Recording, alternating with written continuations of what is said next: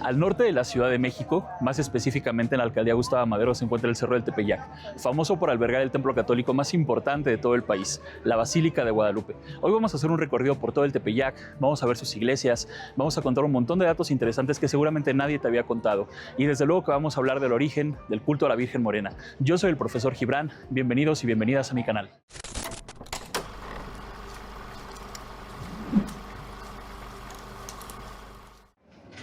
Bueno, lo primero que tienes que saber es que este es el segundo templo católico más visitado de todo el mundo, solo detrás del Vaticano. Su fama mundial se debe a la creencia de que dentro de esta basílica se alberga una imagen verdadera de la Madre de Dios, que según nos cuenta la leyenda, no fue hecha por mano humana, sino que se trata de una aparición divina. Vamos a conocerla. La tilma de Juan Diego se encuentra en el altar principal de la nueva Basílica de Guadalupe. Para verla es necesario avanzar por estas bandas.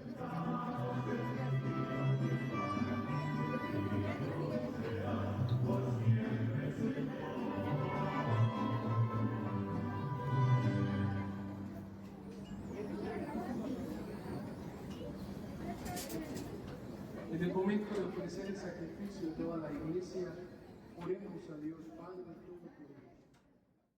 La leyenda de la aparición de la Virgen de Guadalupe se documentó en 3 textos coloniales, de los cuales el más conocido es el Nicán Mopogua.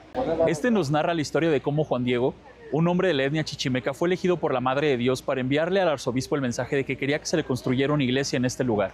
Según el relato, la Madre de Dios se le apareció a Juan Diego en 4 ocasiones, y este le iba dando las malas noticias de que el arzobispo no le creía. Así que la Virgen decidió enviarle una prueba. Sin embargo, el día que Juan Diego se encontraría a la Virgen por 4ª ocasión, su tío enfermó de gravedad, por lo que este le pidió que buscara un confesor para poder partir en paz. Se dice que Juan Diego intentó esquivar a la Virgen, pero ella lo encontró en la punta del cerro y le pidió que no temiera. ¿No acaso estoy aquí que soy tu madre?, le dijo. Entonces el tío sanó milagrosamente. La Virgen le pidió a Juan Diego que cortara unas rosas que encontraría en el cerro, lo que era imposible porque el invierno se acercaba y no era época de flores. Se dice que Juan Diego encontró rosas de Castilla, las guardó en su tilma y se las llevó a Fray Juan de Zumárraga. En cuanto Juan Diego le quiso mostrar la prueba al arzobispo, todos los monjes quedaron atónitos al darse cuenta de que en esa tilma se había guardado la verdadera imagen de la Madre de Dios. Desde luego que este relato está plagado de simbolismo. En aquella época, 1531, apenas 10 años después de la conquista de la Gran Tenochtitlán, los nativos de estas tierras apenas se estaban convirtiendo a la fe católica, proceso que de hecho fue largo y complicado. Juan Diego es un hombre que lo ha perdido todo, sus padres y su esposa ya no están con él, solo tiene a su tío que está enfermo, incluso ha perdido su nombre náhuatl y le han llamado Juan Diego.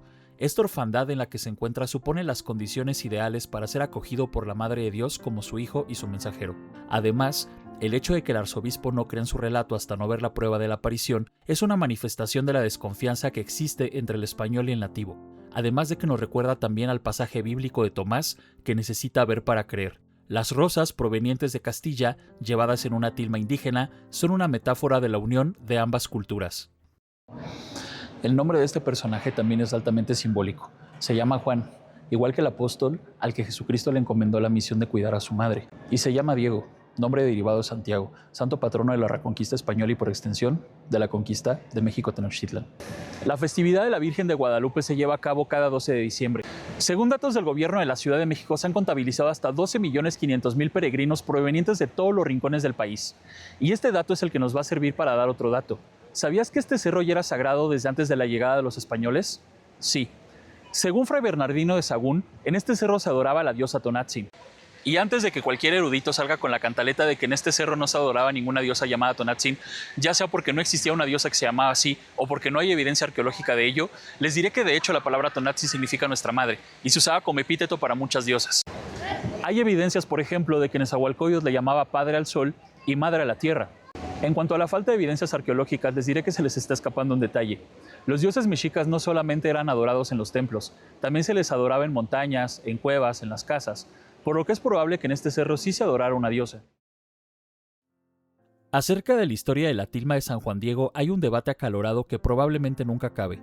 Por un lado están los fieles, quienes desde luego creen firmemente que esta imagen tiene un origen divino, y por el otro los antiaparicionistas, quienes niegan que se trate de un milagro.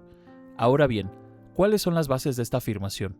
Bueno, pues según las declaraciones de Fray Francisco de Bustamante, la imagen de la Virgen de Guadalupe fue pintada por Marcos Ipac, conocido también como Marcos de Aquino, quien era miembro de un grupo de artistas indígenas, alumnos de Fray Pedro de Gante, un misionero de origen flamenco que tenía su taller en San Juan de Letrán.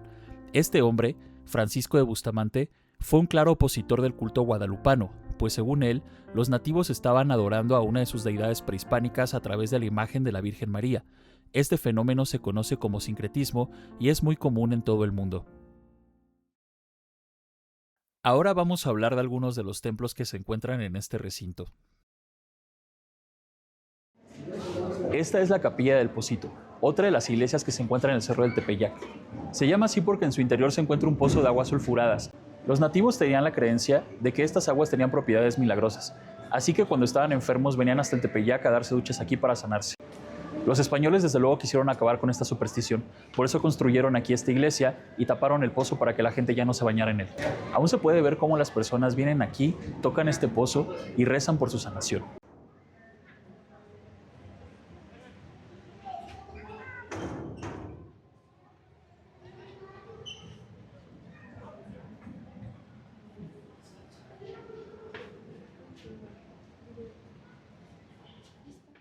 Esta es la parroquia de indios, el primer lugar en el que se guardó la verdadera imagen de la Virgen de Guadalupe. En los primeros años de la conquista, los indígenas no querían entrar a las iglesias, esto debido a sus antiguas creencias. Los teocalli que se encontraban en lo alto de las pirámides solo estaban reservados para los sumos sacerdotes y para la nobleza. La gente del pueblo no podía entrar a ellos.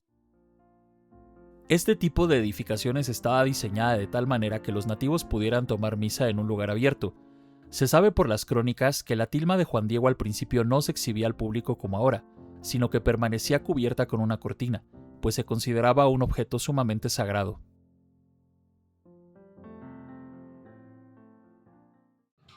En este cerro no solo hay iglesias, también hay un cementerio. En este panteón, que se encuentra cerrado al público, se encuentran los restos del expresidente Antonio López de Santana y del poeta Javier Villaurrutia. Esta es la parroquia del Cerrito, una iglesia que se encuentra en la cima del Tepeyac.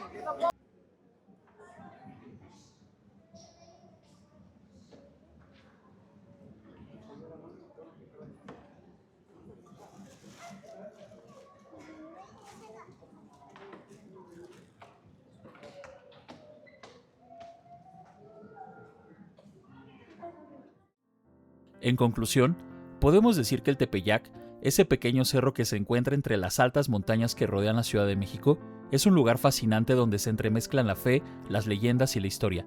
Muy seguramente este fue el lugar en el que realmente comenzó eso que llamamos México. Si te gustó el video, dale like, suscríbete y comparte. Sígueme también en TikTok. Hasta la próxima.